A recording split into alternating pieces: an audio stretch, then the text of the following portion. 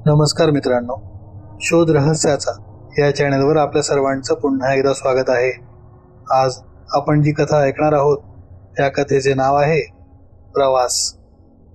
कथेला सुरुवात करण्यापूर्वी जर आपण या चॅनलवर पहिल्यांदाच आले असाल तर चॅनल सबस्क्राईब करा आणि बेल आयकॉन दाबा, म्हणजे भविष्यात येणाऱ्या व्हिडिओचे अपडेट तुम्हाला नियमितपणे मिळत राहतील. चला तर मग व्हिडिओला सुरुवात करूया. रात्री सुमारे 10 वाजता शेवटची रातराणी पकडण्यासाठी मी बस स्टॉपवर बसलेलो होतो. बाजूबाजूला बऱ्याच प्रवाशांची गर्दी होती. सर्वजण बहुधा त्याच गाडीची वाट पाहत होते. माझ्या गावाकडे जाणारी आणि त्या स्टँडवरचीही ती शेवटची गाडी होती. त्यामुळे बस खचाखच भरणार होती यात शंका नाही. काही वेळ आम्ही जवळ असलेल्या एका शेकोटीजवळ शेकत बसलो. थंडीचे दिवस होते, त्यामुळे ती ऊब मनाला चांगलं भावत होती. असाच काहीसा वेळ लोटला असेल. तेवढ्यात अंधाराला कापत आपली रातराणी स्टँडमध्ये एंटर झाली. बस आलेली पाहून सर्व प्रवासी सुखावले आणि जो तो बसच्या दिशेने धावू लागला आणि आपापली जागा पकडण्यासाठी धडपड करू लागला. मी सुद्धा खिडकीमधनं आत शिरण्याचा प्रयत्न करू लागलो. तसा मी आत शिरलो आणि खिडकीच्या जवळ असलेलं एक सीट मी धरलं.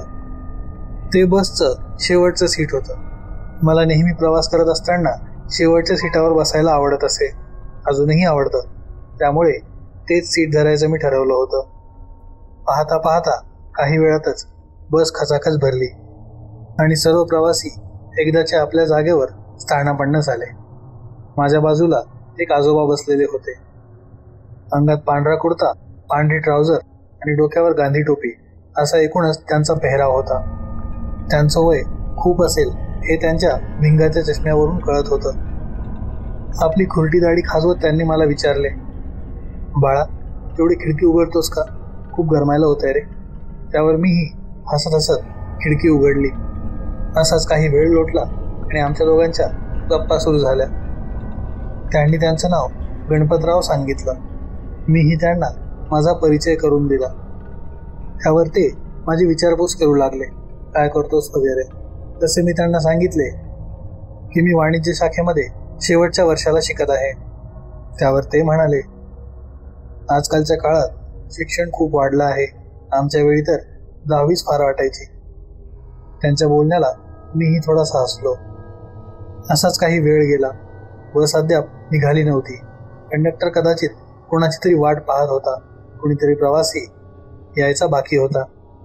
तसा एक जण धावत धावतच बसमध्ये शिरला, परंतु कंडक्टरने त्याला काहीतरी बोलले आणि परत पाठवले.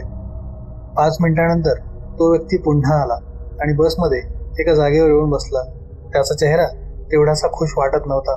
कदाचित कंडक्टर त्याला काहीतरी बोलला होता ज्याचा त्याला राग आला होता. आता माझी उत्सुकता शिगेला पोहोचली होती की नेमकं कंडक्टर त्या व्यक्तीला काय बोलला असेल. आता तिकीट फाडायला जेव्हा कंडक्टर येईल तेव्हा त्याला विचारू, असा मी मनातल्या मनात विचार केला. सुमारे अर्ध्या तासानंतर कंडक्टर माझ्याजवळ तिकीट फाडण्यासाठी आला. मी तिकीटचे पैसे दिले, तिकीट घेतले आणि सहजच म्हणून विचारले, काका, तो व्यक्ती जेव्हा बसमध्ये चढला होता तेव्हा तुम्ही त्याला काहीतरी बोललात. त्यानंतर तो उतरून 5-10 मिनिटांनंतर परत आला. नेमकं तुम्ही त्याला काय बोलले होते? त्यावर कंडक्टर सांगू लागला, अहो, जेव्हा तो बसमध्ये आला तेव्हा त्याच्या अंगावर अतिशय उग्र असे अत्तर लावलेले होते. त्याचा खूप सुगंध दरवळत होता. त्यामुळे मी जाऊन त्याला ते साफ करून यायला सांगितले. त्यावर मी विचारले, पण असे का? कंडक्टर म्हणाला, 2 मिनिट थांबा, मी सर्व तिकीट फाडून येतो आणि मग तुम्हाला सांगतो. आता तर माझी उत्सुकता अजूनच शिगेला पोहोचली होती. नेमकं आता काय ऐकायला मिळणार याचीच मी वाट पाहत होतो. गणपत आजोबा मला विचारू लागले, तुला अशा रहस्यमय गोष्टींमध्ये फार रस दिसतोय. मी म्हणालो, हो, खूपच. त्यावर ते म्हणाले, चांगली गोष्ट आहे. जिज्ञासा असायला पाहिजे या वयामध्ये. तेवढ्यात काही वेळाने कंडक्टर काका सर्वांचे तिकीट फाडून माझ्या जवळ येऊन बसले आणि म्हणाले, तर काय विचारत होतास तू? मी म्हणालो, तुम्ही त्या व्यक्तीला, अरे हो राईट, तेच सांगायला तुला मी आलोय. खूप दिवसांपूर्वीची गोष्ट आहे. मी असाच ह्याच रूटने प्रवास करत होतो. कंडक्टर म्हणून रुजू होऊन मला सुमारे 10 ते 15 वर्ष झाले असतील. पण त्यावेळी मी नुकताच कंडक्टर म्हणून रुजू झालो होतो. जसा हा व्यक्ती आज आला तसाच त्यावेळीही एक व्यक्ती बसमध्ये शिरला होता, तेव्हा त्याच्या अंगातनं अत्तराचा घमघमाट सुटला होता. त्यावेळी आमच्या बसमध्ये एक आजीबाई होत्या. जेव्हा तो व्यक्ती चढला तेव्हाच त्या आजी मला म्हणाल्या होत्या की त्या व्यक्तीला अत्तर धुवून यायला सांगा, शर्ट साफ करून यायला सांगा, नाहीतर आपण खूप मोठ्या संकटात अडकू शकतो. पण त्यावेळी मला असा काही विचित्र अनुभव आलेला नसल्याने मी त्यांना म्हणालं, अहो आजी, तुम्ही पण काय अंधश्रद्धा पाळत आहात? असं काही नसतं. त्या म्हणाल्या, काही नसतं कसं म्हणतोस? मला या गोष्टीचा अनुभव आलेला आहे म्हणून सांगत आहे. पण आम्ही सर्वांनी त्यांच्या बोलण्यावर फक्त हसून सोडून दिलं. आणि हीच आमची सर्वात मोठी चूक होती. प्रवास सुरू झाला आणि गाडी घाट रस्त्यातून जाऊ लागली. असाच काहीसा वेळ लोटला असेल. गाडी आता घाटांच्या मधून प्रवास करत होती. चारी बाजूनी दुतर्फा झाडी होती आणि त्यातून रस्ता काढत गाडी पुढे निघाली होती. परंतु अचानक मागे बसलेल्या प्रवाशाला असे जाणवले की त्याच्या काचेच्या बाहेरच्या बाजूने कोणीतरी ठकठक वाजवत आहे. तो घाबरला आणि मोठमोठ्याने ओरडू लागला. तेव्हा सर्वजण मागे पाहू लागले. त्याला विचारण्यात आले तेव्हा त्याने सांगितले, गाडीच्या बाजूने गाडीच्याच गतीने काहीतरी गोष्ट येत आहे आणि ती काचेवर सारखी ठकठक करत आहे. हिवाळ्याचे दिवस होते, त्यामुळे सर्वांनी काचा बंद केलेल्या होत्या.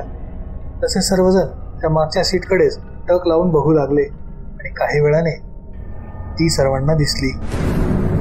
मी अचानकच त्यांची गोष्ट मध्ये तोडत विचारलं, ती कोण? त्यावर कंडक्टर काका गंभीर मुद्रेत म्हणाले, हाडळ.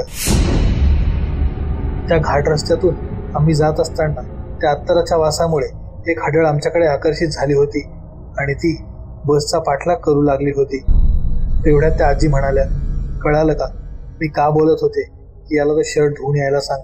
त्या अत्तराच्या वासामुळेच आता ही हाडळ आपल्या मागे लागली आहे आणि आता आपल्या सर्वांना संपवल्याशिवाय ही आपला पिछा सोडणार नाही. त्या आजी या सर्व गोष्टींमध्ये बऱ्याच जाणकार दिसत होत्या. सर्व त्यांना विचारू लागले, आजी काहीतरी उपाय सांगा, काहीतरी उपाय असेल यावर. पण त्या आजी नकारार्थी मान डोलावत होत्या. शेवटी त्यांनी एक युक्ती करायची ठरवली. त्या म्हणाल्या, एक काम करा, एक मोठा कपडा घ्या, त्या कपड्यावर यांच्या जवळ असलेल्या त्या अत्तराच्या बॉटलमधला अत्तर पूर्णपणे लावा आणि तो कपडा दूरवर कुठेतरी घाटामध्ये फेकून द्या. ती हाडळ आपला पाठलाग करणे सोडून देईल, कारण ती या अत्तराच्या वासामुळेच आपल्या मागे लागली आहे. सर्वांना आजीचे म्हणणे पटले आणि सर्वांनी त्यांनी सांगितल्याप्रमाणे केले. त्या व्यक्तीचा जवळ असलेला एक मोठा गमछा घेतला, त्यावर अत्तर पूर्णपणे सांडले आणि तो गमछा एका जड वस्तूमध्ये बांधून खिडकीतनं बाहेर फेकून दिला. जसे त्यांनी असे केले तेवढ्यात ती हाडळ मागे फिरली आणि बसचा पाठलाग करणे तिने बंद केले. सर्वांच्या जीवात जीव आला आणि सर्वांनी त्या आजीचे आभार मानले. एवढे बोलून कंडक्टर काका गोष्ट सांगायचे थांबले. ते म्हणाले, माझ्या आयुष्यात मी कोणताही भयानक अनुभव कधी अनुभवलेला नाहीये, पण हा एक जो अनुभव आहे तो मला आयुष्यभर स्मरणात राहील. हा मी कधीही विसरू शकत नाही. आणि त्या हाडळीचा चेहराही. त्यांचे हे बोलणे ऐकून माझ्या आणि गणपत काकांच्या अंगावर शहारे उभे राहिले आणि सहज वाटून गेले की जुन्या लोकांच्या सांगण्याला आपण नेहमी थट्टा मस्करी म्हणून सोडून देतो, पण कधीकधी त्यांच्या बोलण्यात तथ्यही असते आणि ते नाही ऐकले तर अशा काही पीडा आपल्या मागे लागू शकतात. कंडक्टर काकांनी सांगितलेला तो अनुभव घेऊन मी माझ्या प्रवासातनं घरी परतलो, पण तो अनुभव माझ्या कायम स्मरणात राहील, अगदी त्या कंडक्टर काकांसारखाच. तुम्हाला जरी कथा आवडली असेल तर व्हिडिओला लाईक करा. व्हिडिओ कसा वाटला हे कमेंटमध्ये सांगायला विसरू नका. जर आपण शोध रहस्याचा या चॅनलवर पहिल्यांदाच आले असाल तर चॅनल सबस्क्राईब नक्की करा. तसेच बेल आयकॉन दाबा, म्हणजे भविष्यात येणाऱ्या व्हिडिओचे अपडेट तुम्हाला नियमितपणे मिळत राहतील. त्याचबरोबर हा व्हिडिओ आपल्या सर्व मित्रांना शेअर करून चॅनलला सपोर्ट नक्की करा. धन्यवाद.